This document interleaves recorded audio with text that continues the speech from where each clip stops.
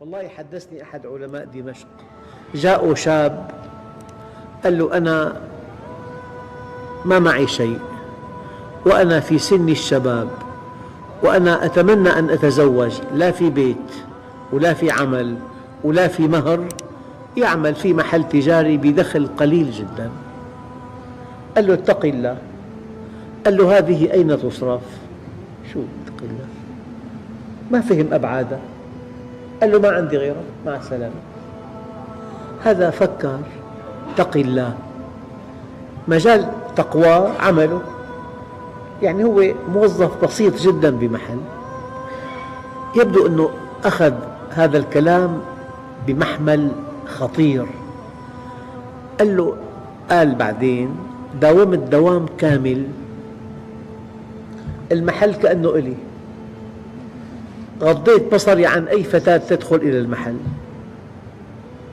ما كذبت أبدا، نصحت الزبائن، يذكر تفاصيل تفاصيل تفاصيل. فصاحب المحل وضع مو طبيعي، كأنه صاحب المحل هو اهتمام دوام. فالذي حصل أنه صاحب المحل طمع به أن يكون زوجا لابنته، بس ما أخبره، وأمن بيت جيد جدا، وصار يقول له: رافقني، أنا مضطر أكسي بيت، أنا بحب ذوقك. هو يختار السيراميك، هو يختار البلاط، هو يختار. بعد ما انتهى البيت قال له: هذا البيت إلك، أنا حزوجك بنتي. فأجا دعا الشيخ على عقد القران. قال له: سيدي ما تذكرتني؟ قال له: لا والله.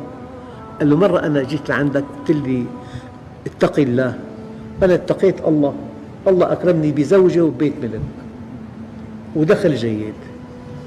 أنا والله وألقى الله بهذا الكلام ما بصدق في الأرض، في الخمس قارات، من آدم ليوم القيامة، أنه شاب يتقي الله